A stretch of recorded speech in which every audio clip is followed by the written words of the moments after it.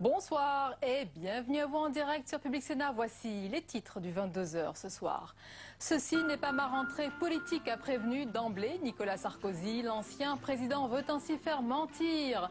Les commentaires sur son retour précipité, mais lors de son allocution au siège de l'UMP, l'ex-chef de l'État a aussi entretenu la flamme et l'hypothèse d'un rendez-vous pour parler directement aux Français.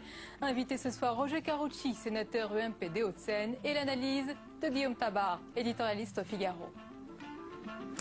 Coup d'envoi aujourd'hui des négociations sur l'accord de libre-échange entre l'Europe et les États-Unis. C'est une véritable partie d'échecs qui se joue pour parvenir à un compromis. Les discussions ont commencé dans un climat tendu après les récentes révélations d'espionnage américain. On en parle avec le ministre en charge des Affaires européennes, Thierry Repentin, dans un instant.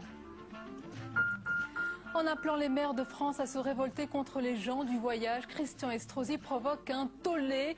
La gauche et les associations reprochent au député maire UMP de Nice une surenchère nauséabonde. La confusion est entretenue entre gens du voyage en manque de terrain d'accueil et Roms évacués de leur bidonville. Reportage à Rosny-sous-Bois où ces deux situations cohabitent. Voilà pour le programme de votre 22h. Merci d'être en notre compagnie ce soir. Il n'était pas réapparu à l'UMP depuis 2007, mais ses partisans devront patienter encore avant de le voir faire sa rentrée politique. Nicolas Sarkozy a prévenu sur Twitter « Le jour où je reprendrai la parole, ce sera pour parler aux Français ». Au siège de l'UMP, où le bureau politique extraordinaire était consacré aux finances dans le rouge, c'était plutôt l'ambiance des grands jours. On voit tout cela avec Jérôme Rabier.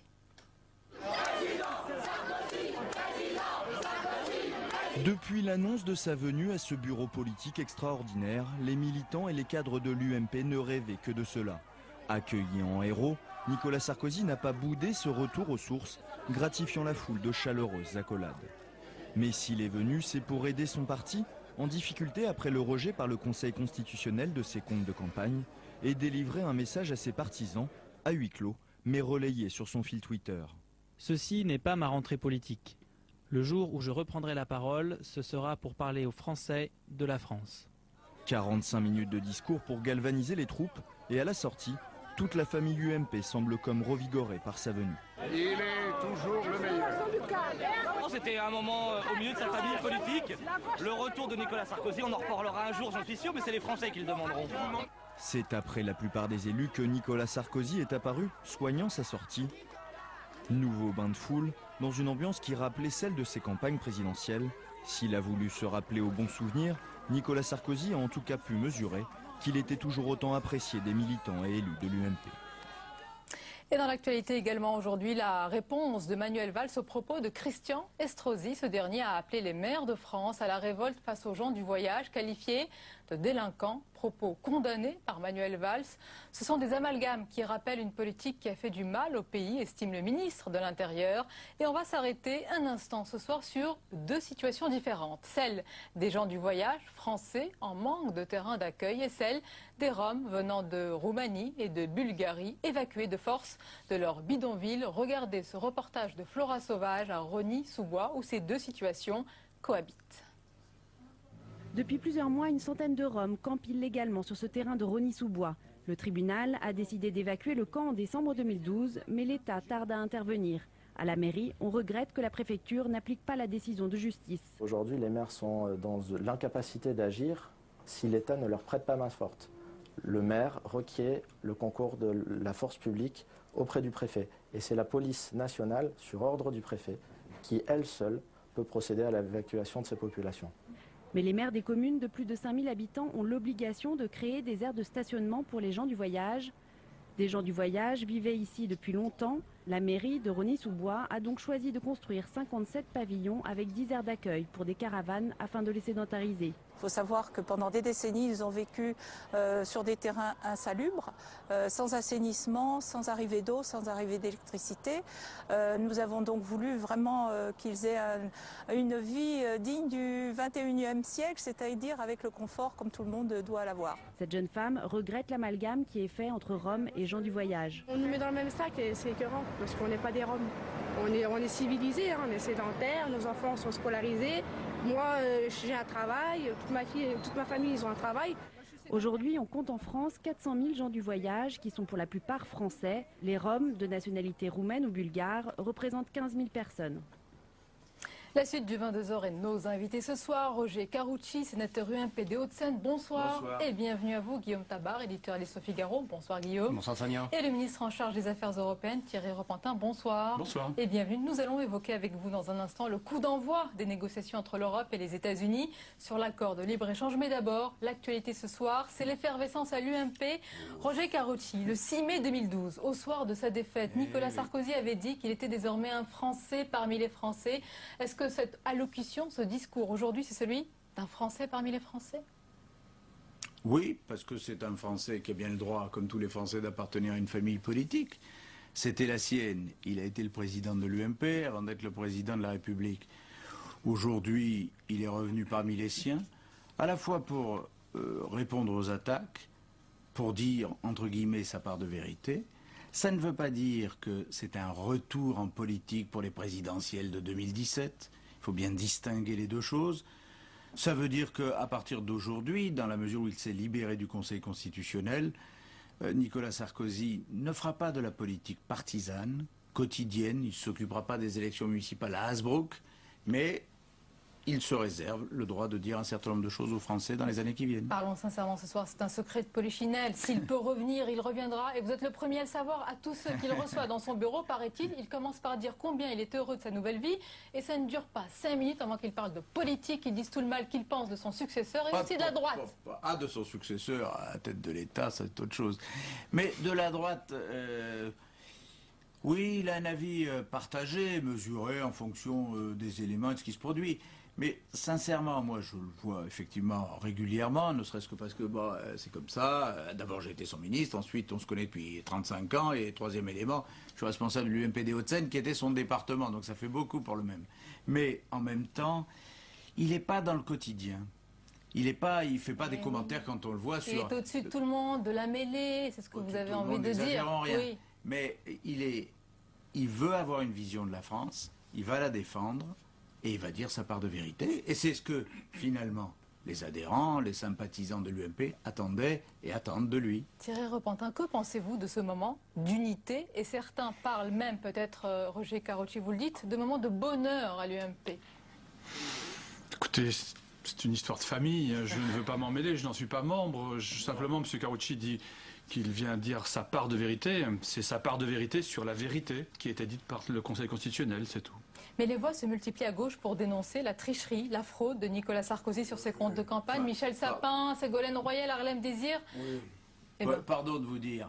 Il y a une sanction, non? Moi, je vais vous dire, leçon de vertu, pour les donner, il faut être soi-même d'une telle vertu qu'on puisse se permettre de faire la morale aux autres.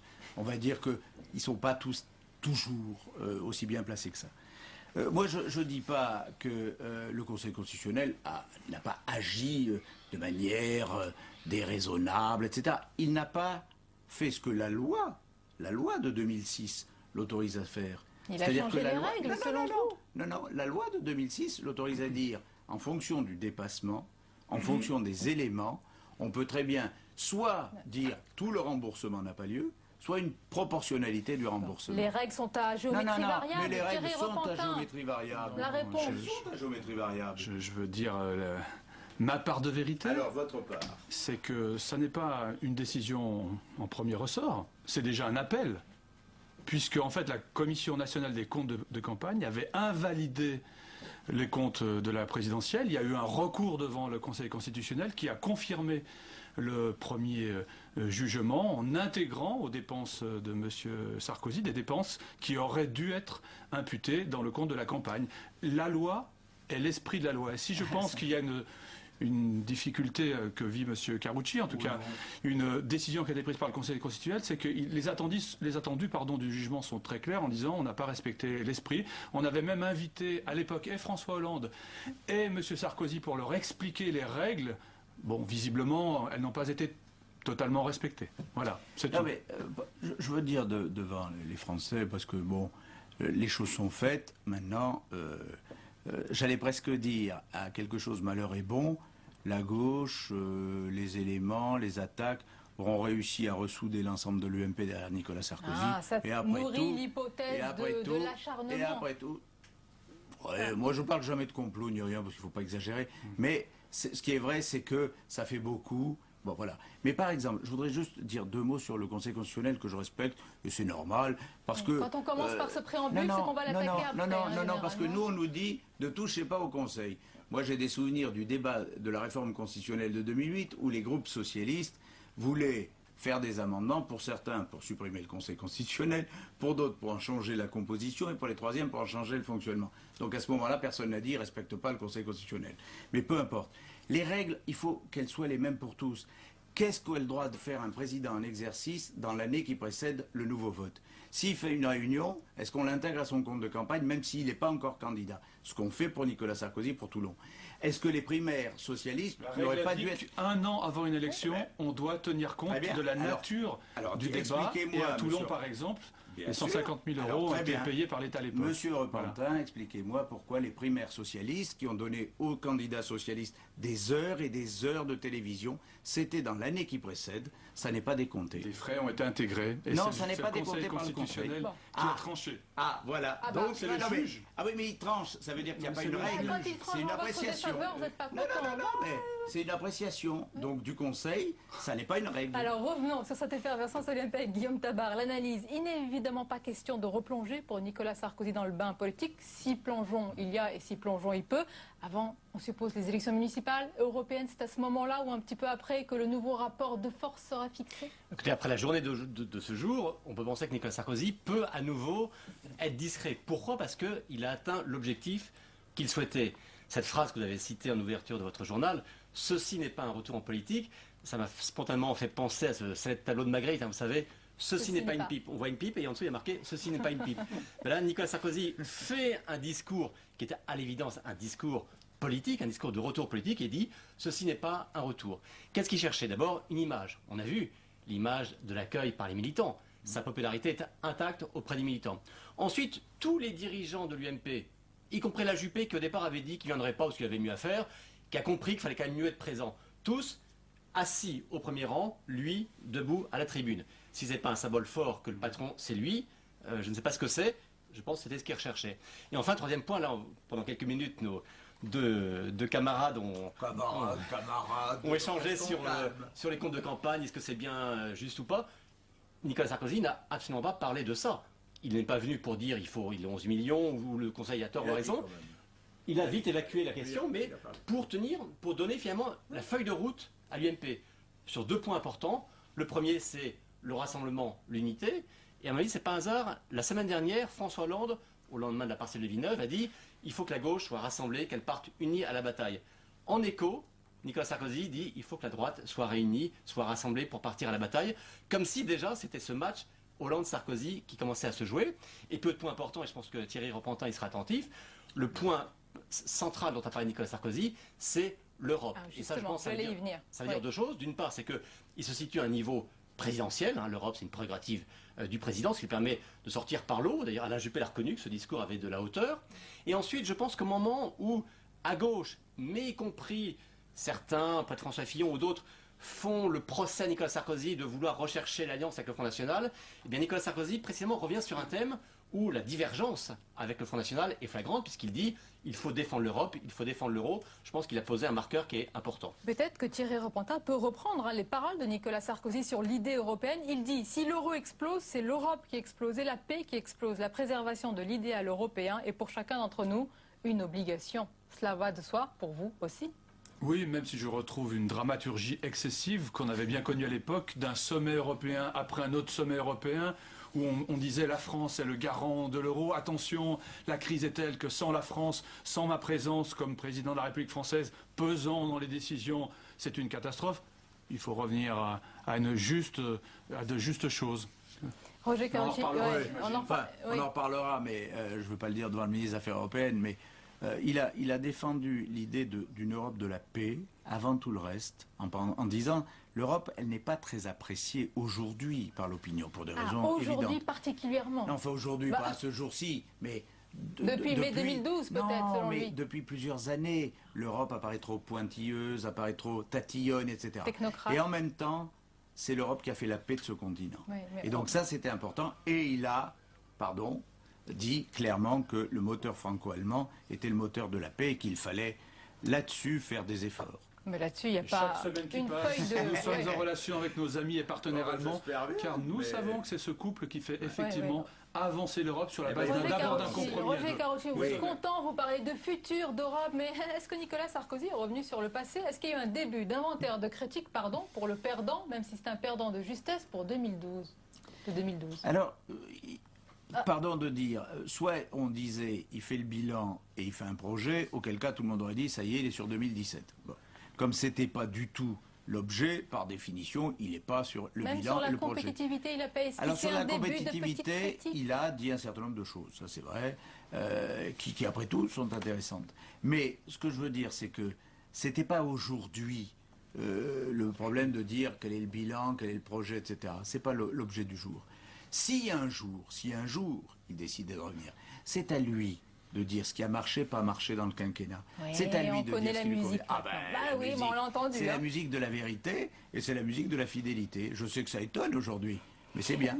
Guillaume Tabar, est-ce qu'on peut évoquer quand même l'originalité de cette situation? Jusqu'à présent, les candidats de la droite classique battus à l'élection présidentielle ne faisaient pas l'objet d'une espérance de retour, même chez leurs propres partisans. On peut prendre l'exemple lointain de Jacques Chaban-Delmas, bien que sympathique, il a disparu de tout horizon présidentiel après 1974. Valéry Giscard d'Estaing, encore jeune à l'époque, a été balayé après 81.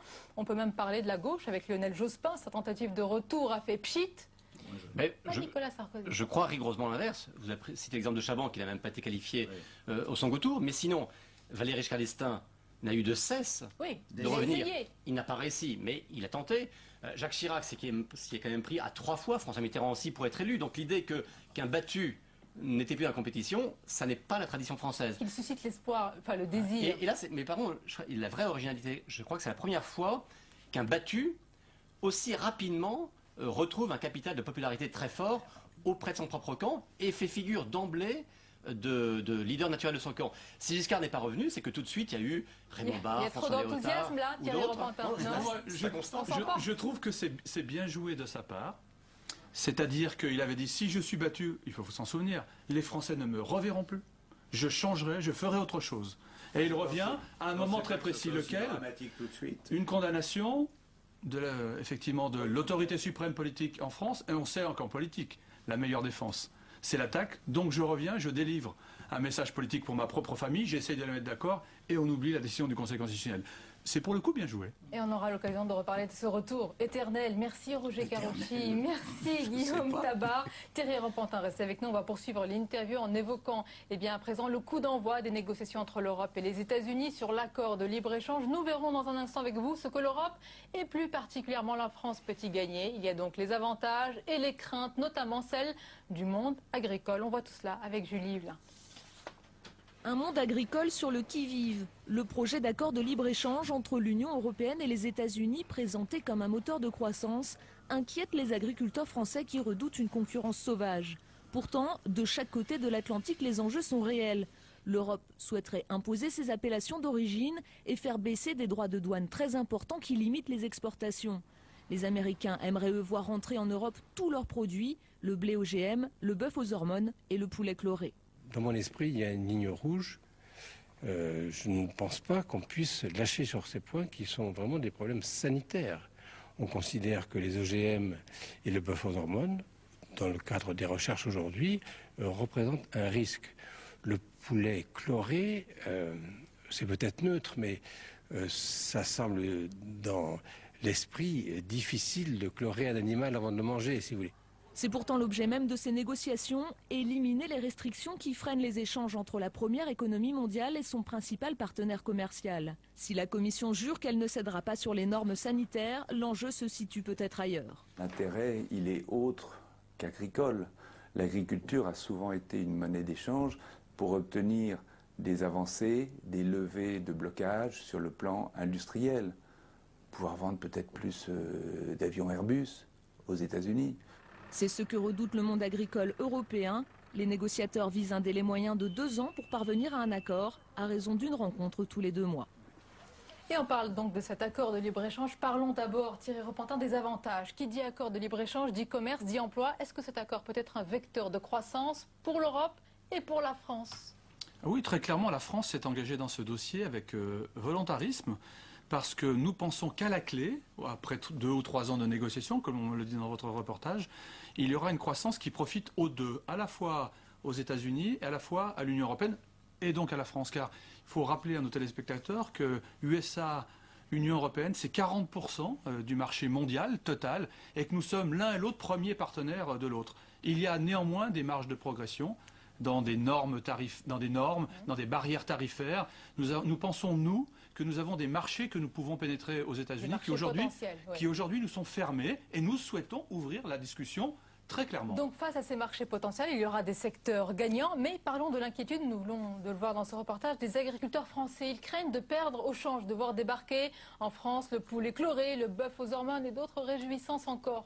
C'est le cas? Il y a un risque? Eh bien, je voudrais les rassurer car nous avons beaucoup parlé de l'exception culturelle française dans ce mandat de négociation que nous avons donné à la Commission européenne. Et en fait, il y avait 3 lignes rouges. Les 3 ont été actées. C'est l'exception culturelle française, effectivement.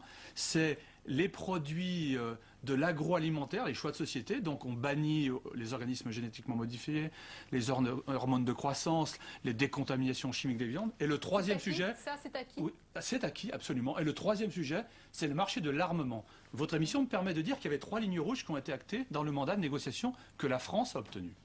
À Washington sont réunis en ce moment les négociateurs européens et américains. Pour nous, ce sont de vraies discussions avec à découvrir et à négocier, donc vous venez de dire, les exigences américaines. Mais pour les négociateurs américains, est-ce qu'ils sont déjà, par leurs espions, ils connaissent déjà notre feuille de route, nos exigences déjà? Alors, il y a cet espionnage qui doit dire s'il est ou non avéré. Et il ne met pas du coup les négociations, on peut le dire, dans de bonnes prédispositions. Car quand vous allez négocier avec quelqu'un, le fait de savoir qu'éventuellement il vous espionne depuis plusieurs mois fait que la nature même de la négociation, son approfondissement, la rapidité avec laquelle vous allez négocier, en pâtissent. C'est pour cela qu'il y a engagement de la négociation aujourd'hui et qu'en parallèle, il y a, entre l'Union européenne et les USA, recherche de la vérité sur cette histoire. Et nous voulons la connaître parfaitement. Aujourd'hui, ça n'est pas le cas. Vous avez eu beau taper du poing sur la table, élever la voix, jouer les indignés, faire les méchants, menaçant de reporter ces négociations. Rien ne s'est passé, hein. Nous n'avons pas menacé de reporter les négociations. Lundi dernier, le matin, j'ai vu Viviane Reding en lui disant que nous devions être particulièrement vigilants et que de la Commission européenne et que la meilleure solution était une rencontre de l'ensemble des pays pour qu'il y ait une position commune. Cette réunion, elle a eu lieu jeudi dernier et la Commission, mais avec un mandat des pays, a décidé néanmoins d'engager les négociations. Elles commencent aujourd'hui,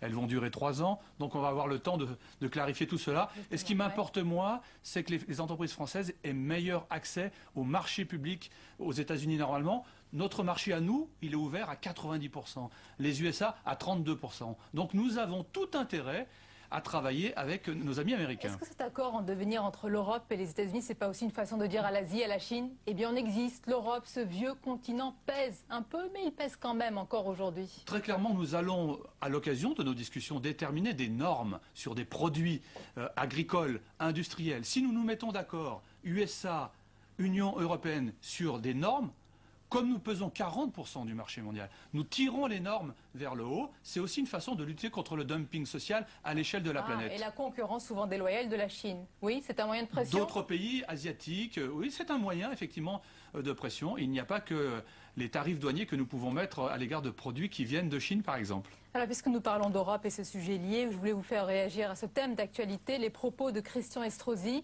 appelant, vous l'avez sans doute entendu, à la révolte des maires de France contre les gens du voyage. Qu'en avez-vous pensé?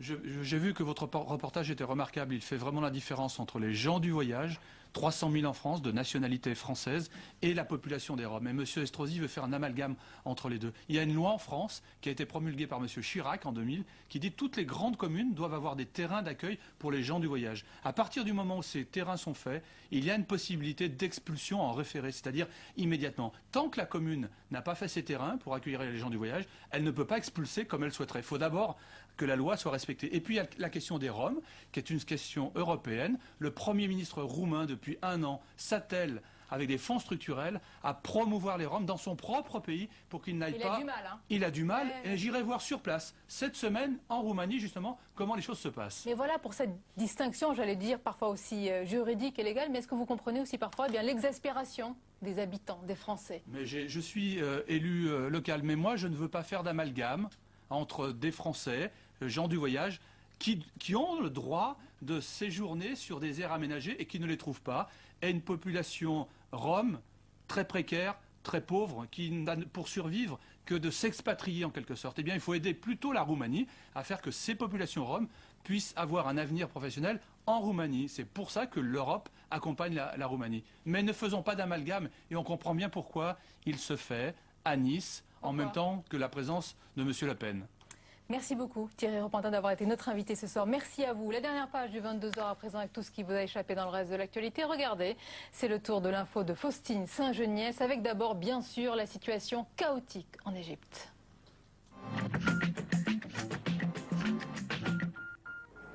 Journée meurtrière en Égypte. À l'aube au Caire, les forces de l'ordre ouvrent le feu sur des manifestants pro-Morsi, faisant au moins 50 victimes. Le président égyptien par intérim, Adli Mansour, ordonne l'ouverture d'une enquête. Une semaine après la chute de Mohamed Morsi, le nouveau pouvoir peine à constituer un gouvernement. Les frères musulmans appellent eux au soulèvement du peuple égyptien contre l'armée, accusée de lui voler sa révolution. Non à l'indifférence face au sort des migrants. C'est le message lancé par le pape François à Lampedusa lors d'une messe suivie par plus de 10 000 personnes. Nous sommes une société qui a perdu sa capacité à pleurer et à compatir. La mondialisation, avec son indifférence, nous a ôté cette capacité à pleurer. Pour sa première visite hors de Rome, le pape a choisi cette île sicilienne devenue ces dernières années la première porte d'entrée pour les migrants venant d'Afrique du Nord. Un nouveau bateau de 166 personnes a accosté juste avant son arrivée. Nouveaux éléments dans l'enquête sur le crash de l'avion de San Francisco. Le pilote, pourtant chevronné, était encore en formation sur Boeing 777, selon Asiana Airlines, la compagnie sud-coréenne. C'était sa première tentative de faire atterrir ce type d'appareil. Il volait à trop basse altitude et à une vitesse trop modérée. La queue de l'avion a heurté une digue avant la piste d'atterrissage. Le bilan fait état de 2 morts et plus de 180 blessés. Coup de théâtre dans le dossier pétrole contre nourriture. Le tribunal de grande instance de Paris a décidé de relaxer tous les prévenus. Parmi eux, Total, son PDG Christophe de Margerie ou encore Charles Pasqua. Ils étaient soupçonnés d'avoir participé au volet français de cette affaire de détournement du programme de l'ONU en Irak entre 1996 et 2003. Ce programme devait permettre au régime de Saddam Hussein de vendre du pétrole en échange de biens de consommation. Il a été contourné par le biais de ventes parallèles et de surfacturation. Barack Obama a affublé d'antennes à la place des oreilles, un clin d'œil à l'affaire Snowden, cette affaire d'espionnage menée par les États-Unis notamment à l'encontre de diplomates européens. Bruxelles a demandé des comptes au président américain.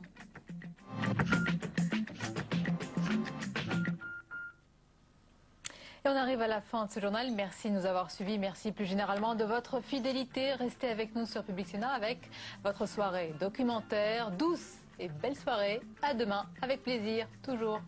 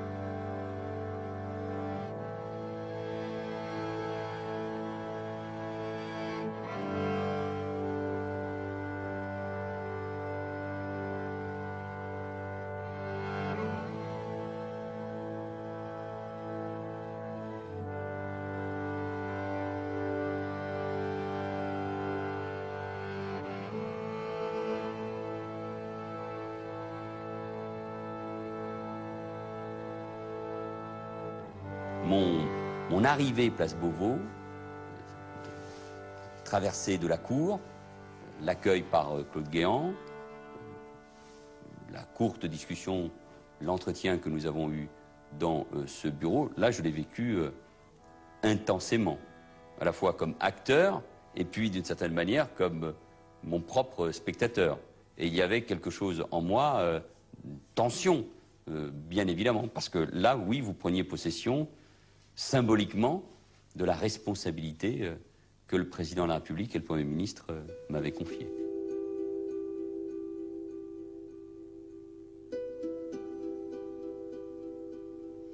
Ça ne paie pas de mine, car c'est une espèce de couloir qui s'ouvre rue du Faubourg Saint-Honoré. Il faut progresser un peu dans une cour encombrée de voitures et on découvre un hôtel de Beauvau qui n'est pas parmi les plus prestigieux palais de la République. C'est une sorte de gigantesque bunker avec des antennes sur les toits, bon, mais c'est le plus beau des ministères. Je dirais c'est le ministère de l'État. C'est le ministère républicain par excellence.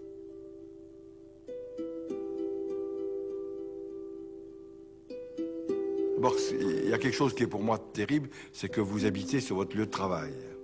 Et donc, vous travaillez tout le temps. Mais il y avait, le bureau du ministre est au rez-de-chaussée, au premier étage, il y avait l'appartement du ministre, et en face de lui, l'appartement du directeur de cabinet. C'est-à-dire que le ministre et le directeur de cabinet ne sont jamais dans leur appartement, ils sont toujours en bas.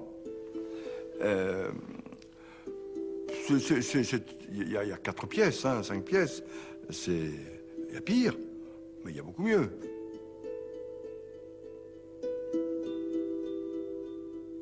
C'était pas pour moi une découverte, parce que je connaissais bien les lieux. J'étais venu bien longtemps auparavant rencontrer Charles Pasqua et Robert Pandreau. J'étais tout jeune.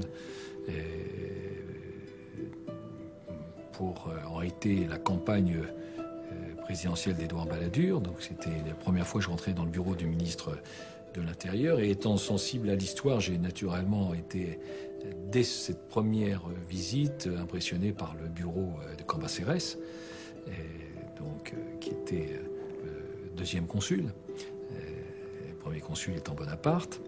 Et donc il y a une sorte de majesté des lieux.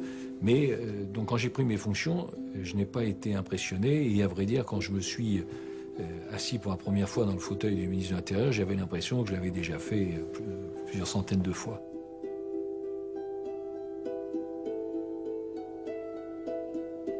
Le ministère de l'Intérieur a cette caractéristique, il y a un grand jardin qui est comme une espèce de grande oreille. Et la chambre du ministre donne là-dessus. Et quand il y a une explosion dans Paris, on l'entend là comme si c'était un cornet acoustique. Vous savez, Beethoven, quand il était vieux, même pas vieux, sourd, il avait des cornets acoustiques. Alors le jardin de Beauvau, c'est un cornet acoustique. Donc dans mon lit, bon, on entend ça, bon. On sait que 1 minute et demie plus tard, le téléphone va sonner, le permanent du cabinet dit voilà, il y a eu une explosion à côté de la Madeleine, etc. Et bon, on sait que 10 minutes plus tard, on saute dans ses chaussettes et un quart d'heure plus tard, on est sur place, on voit le préfet de police. Bon. Ça va vite, il y a tout de suite un conseil des ministres, il y a tout de suite des responsabilités à prendre, un cabinet à composer, des déplacements organisés. Ça va très vite et au fond, vous voyez que la machine s'emballe et qu'il faut la maîtriser pour rester pleinement soi-même et pouvoir la conduire. Je dirais que je considérais avec intérêt et un petit peu d'amusement quand même pour une femme, c'était d'être ministre des cultes. Donc c'était, si vous voulez, mon avis, c'est que c'était un ministère extrêmement diversifié, un ministère très intéressant et un ministère avec des hommes et des femmes, policiers ou gendarmes et préfets également, qui représentaient vraiment le cœur de l'État, la vie de l'État, la vie quotidienne des Français. J'étais super motivé. Est-ce que j'étais préparé psychologiquement? Vous savez, je suis fils d'instituteur. Moi, je suis dans la mentalité d'un grand instituteur, un peu vieillissant. Évidemment, j'aurais atteint l'âge de la retraite, mais je ne m'y résigne pas facilement. disons qu'il n'y a pas tellement de différence entre un policier et un instituteur. Ils font quand même la leçon. Ils doivent avoir un rapport de confiance avec la population. J'avais créé la police de proximité. Ils ont une déontologie. Évidemment, le policier a une tâche plus rude à certains égards, encore que celle des enseignants ne soit pas toujours facile, parce qu'il ne doit pas avoir trop d'illusions sur la nature humaine, alors qu'on demandera plutôt à l'instituteur d'avoir une vision un peu idéaliste.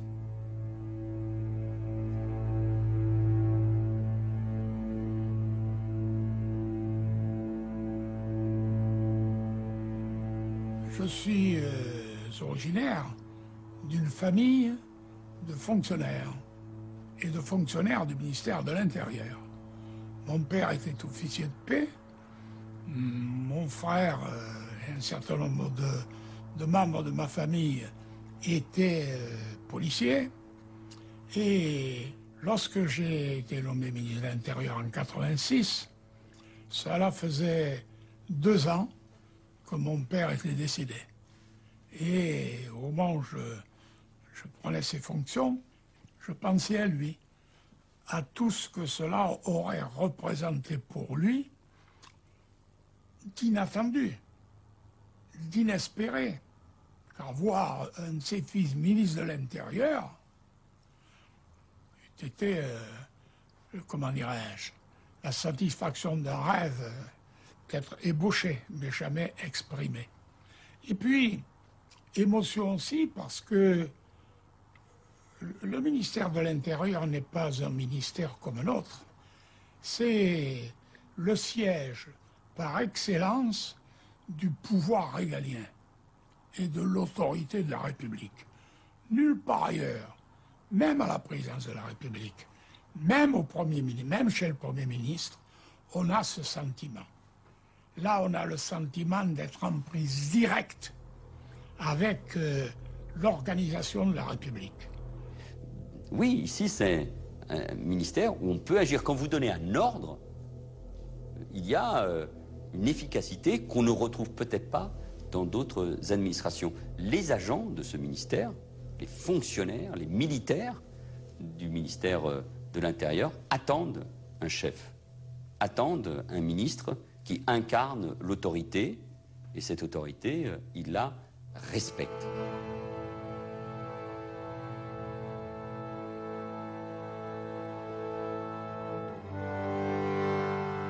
Vous êtes obligé, et heureusement, d'être toujours concentré. Vous ne pouvez pas vous relâcher, vous ne pouvez pas vous permettre un relâchement. À chaque fois, il peut y avoir, à chaque instant, il peut y avoir un événement. Donc, je le vis différemment de ce que j'ai pu connaître quand j'étais maire. 365 jours, puisque c'est une année, un peu plus, où vous êtes en permanence concentré, où l'adrénaline, d'une certaine manière, elle est présente tous les jours.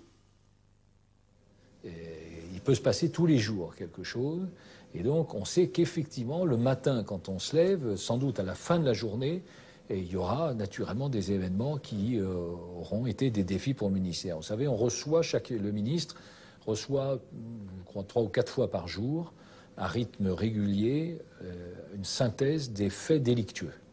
Ce qui fait que vous avez ça en permanence, où que vous soyez. Quand j'étais dans ma région, à mon bureau, à mon domicile, la nuit, arrive la synthèse des faits délictueux. Donc les faits délictueux, c'est l'agression d'une jeune femme dans le Val-de-Marne, le cambriolage d'une bijouterie à Aix-en-Provence, l'interpellation de toxicomanes dans une autre région de notre pays.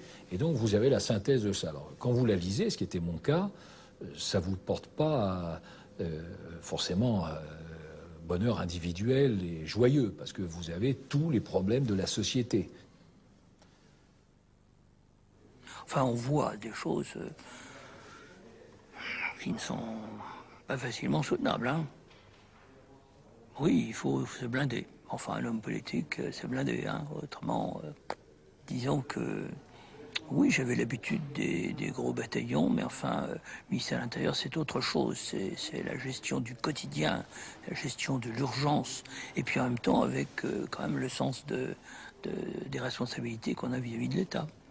Ça ressemble plus à un espèce de service militaire, si je puis dire. C'est qu'on n'est jamais vraiment disponible.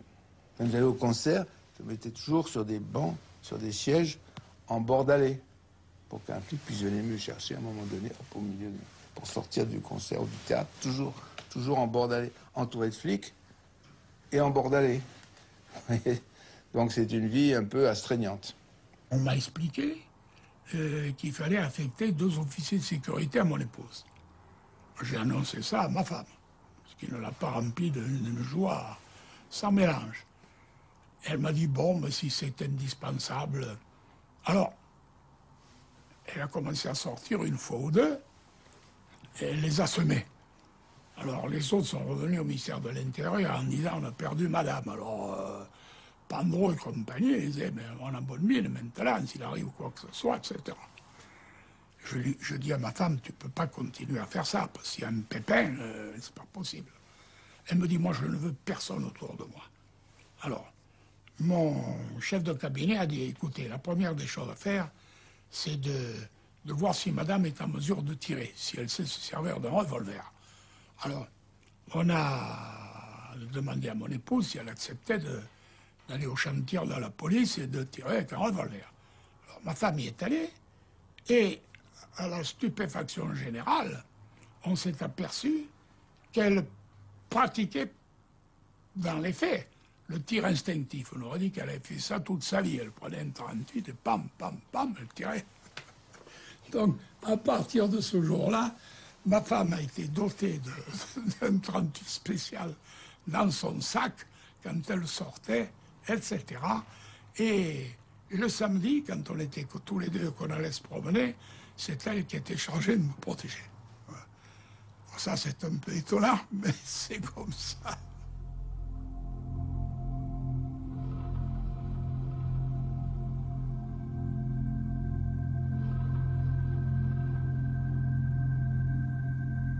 Je suis informé par l'appel d'un élément du service de protection des hautes personnalités, le SPHP, qui me dit que le président de la République a fait un malaise, ne me donne pas d'autres éléments.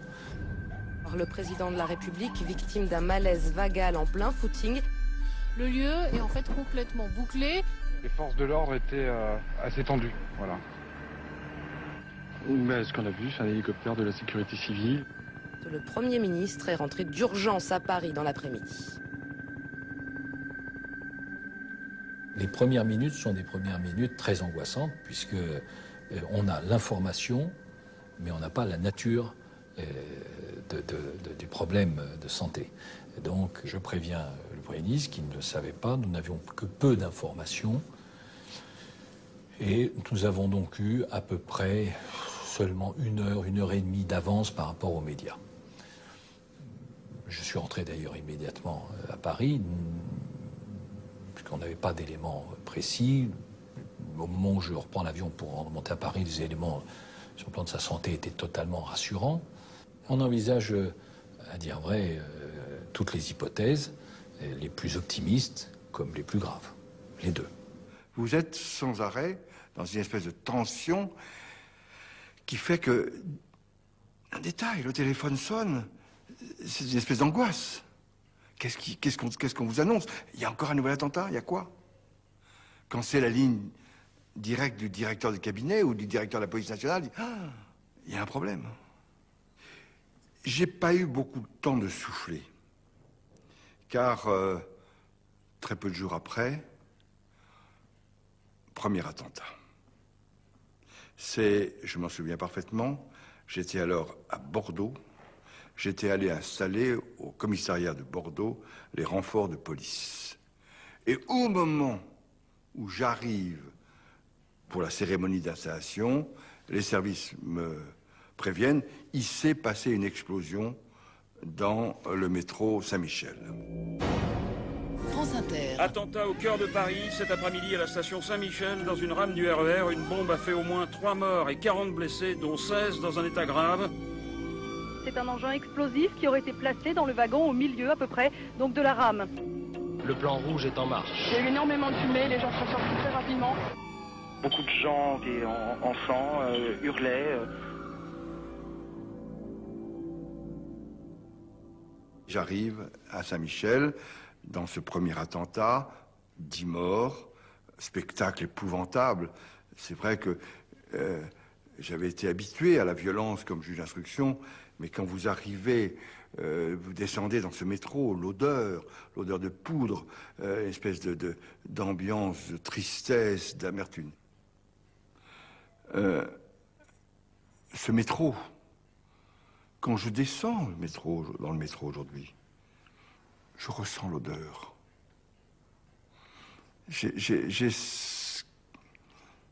Pendant longtemps, je trouvais que mes vêtements sentaient la mort. La mort par attentat, la mort par violence.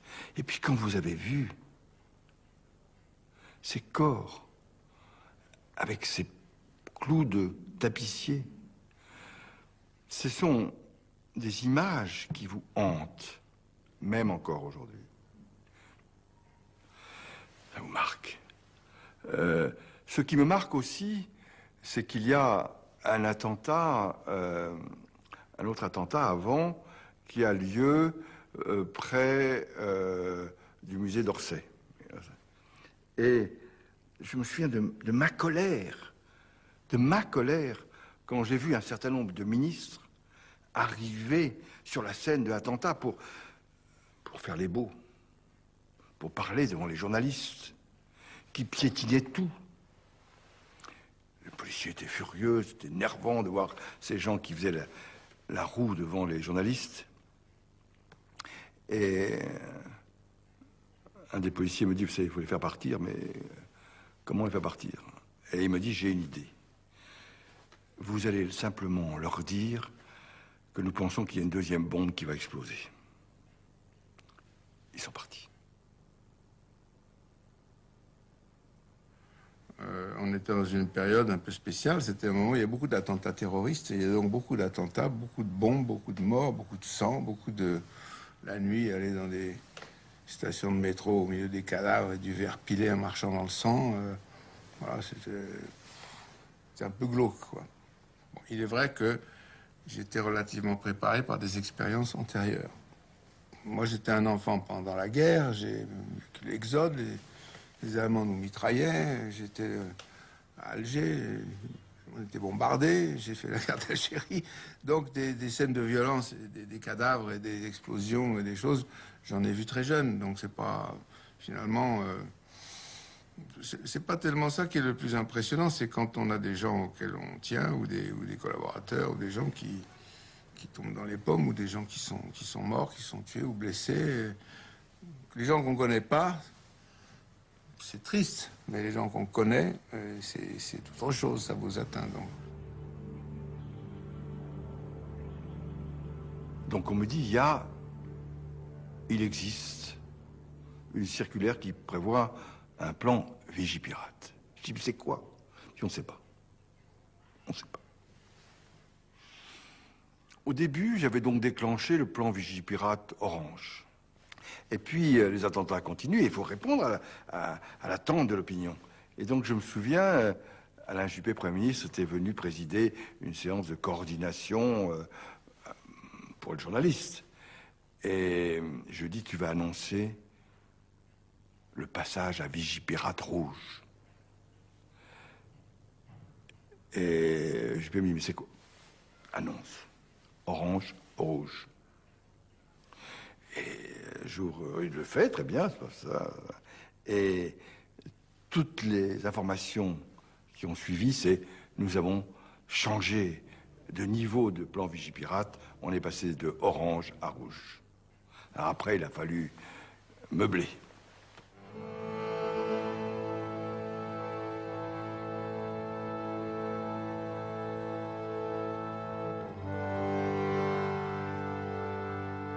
Les problèmes les plus compliqués d'ordre public, ce que j'ai connu, c'est les enfants. C'est les manifestations de lycéens. Ça, c'était terrible parce que des hordes de mômes qui débarquent, tout contents, tout joyeux, avec des trains spéciaux parfois. Au sommaire ce soir, au moins 100 000 lycéens dans les rues de Paris. Le pont de l'Alma a maintenant des airs de mai 68. Il y a un millier de casseurs. Ils ont commencé à lancer des poubelles et tout. Ils sont bien décidés à mettre tout le quartier à sac. Tout ce qui peut servir de projectile est jeté sur les CRS. On réagit à coups de gaz lacrymogène.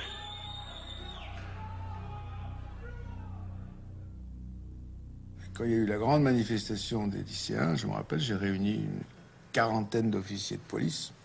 Je les ai réunis, je leur ai dit, écoutez,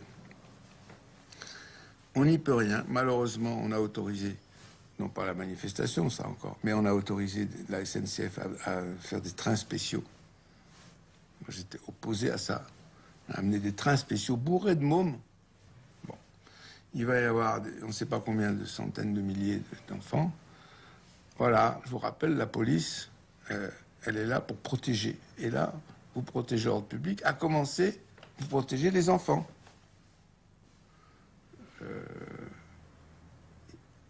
Pas de morts, comme d'habitude, comme vous savez le faire. Pas de blessés. C'est des enfants. Il y en aura trop, mais voilà. Il y en avait. Des fleuves. Ah oui, je leur ai dit aussi, il va y avoir des victimes. Et ça sera pour moi. Des commerçants dont les vitrines vont être cassées. Il va y avoir des voyous qui vont piquer des t-shirts ou des chaussures ou des machins. Ça c'est ennuyeux, c'est fâcheux, c'est dommage, c'est des délits, c'est pas grave. Bon. Et alors c'était formidable parce que là, tout le monde s'y est mis et c'est une manifestation qui s'est passée sans... Il n'y a pas eu de blessés morts. Il n'y a pas eu de morts, bien sûr, mais il n'y a pas eu de blessés. Je craignais aussi des gosses qui tombent dans la Seine. Parce qu'ils avaient des mots d'ordre pour aller sur je ne sais plus quel pont, etc. Ouais. Mais là, vous voyez, c'est ce que je vous dis, la police, c'est tout d'exécution. On sent tout d'un coup qu'on est investi de beaucoup de responsabilités, mais cela ne me faisait pas peur, c'est pas ça du tout. Je suis tenté de dire, j'ai commencé ma vie un peu comme terroriste. Et en tous les cas, c'est comme ça que les Allemands nous qualifiaient. Et par conséquent, non, moi je n'ai jamais eu peur. D'abord, je ne veux pas me montrer plus dur que je ne suis, mais la peur physique, je ne connais pas. Voilà. On assume ce que l'on doit être et ce qu'on doit faire. Voilà. Il en a été ainsi quand... je n'étais pas tout seul, puisqu'on était deux, il y avait Pandro avec moi. Mais quand nous avons décidé de donner l'assaut à la ferme dans laquelle étaient retranchés les gens d'Action Directe, nous avons confié cette responsabilité au RAID. Puis nous avons décidé que l'intervention aurait lieu à 9h. Et nous avons dit, une demi-heure avant, on arrête toutes les vacations. Pas de téléphone, pas de radio, rien du tout. Bon. Et vous intervenez à 9h. À 9h pile.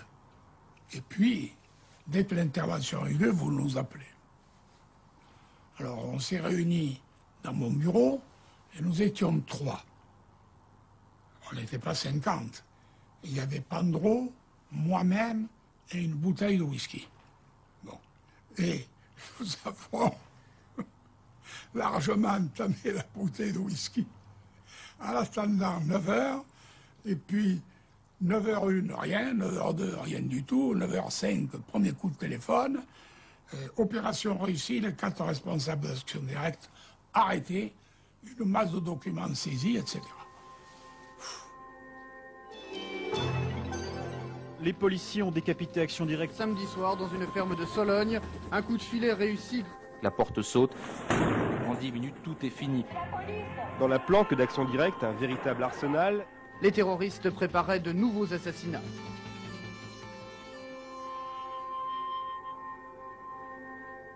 C'est un moment extraordinaire parce que, avant que l'intervention ait lieu, j'ai dit à Pandro, pourvu qu'on n'ait pas trop de casse. Et nous avons pensé aux fonctionnaires de police, les autres. Je ne devrais pas dire ça comme ça. Mais enfin, je le dis parce que c'est ce que je pense. Les autres, je m'en foutais. Ils seraient restés au tapis, et ben, bon voyage. Mais les fonctionnaires de police, c'est-à-dire ceux qui agissaient pour le compte du bien public et de l'État, c'est une responsabilité de les envoyer au casse-pipe. Parce que c'était le casse-pipe.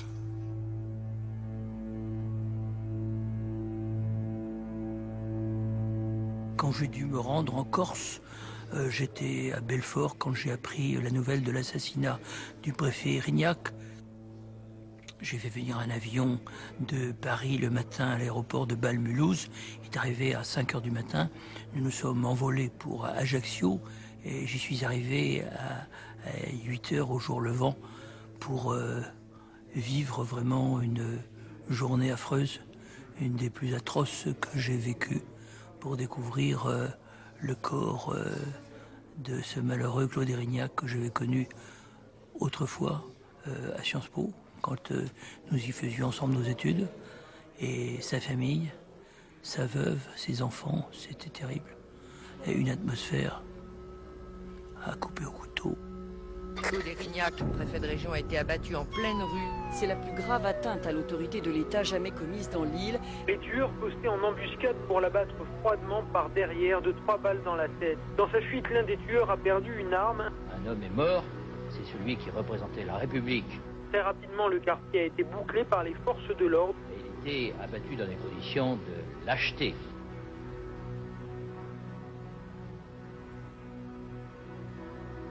On n'est pas aussi puissant que vous le croyez, hein. On est constamment sur la brèche. Mais ça, je ne le concevais pas. C'était pour moi inimaginable. Enfin, j'ai vu beaucoup de choses inimaginables que je n'imaginais pas auparavant. Mais ça, c'était inimaginable. Vous ne pouvez pas vivre ça de manière froide. Au contraire, à chaque fois, il faut le vivre comme un événement particulier. Il y a quelques jours, je me suis retrouvé avec les hommes, les femmes, les familles, les proches des 2 policiers de la brigade anticriminalité tués sur le périphérique parisien par un chauffard. Un appel général a été lancé pour essayer de freiner et stopper ce véhicule. Les chauffards conduisaient sans permis et en état d'ébriété. Le choc a dû être très très violent. C'est un crime. Ces gens-là voulaient délibérément tuer mes collègues.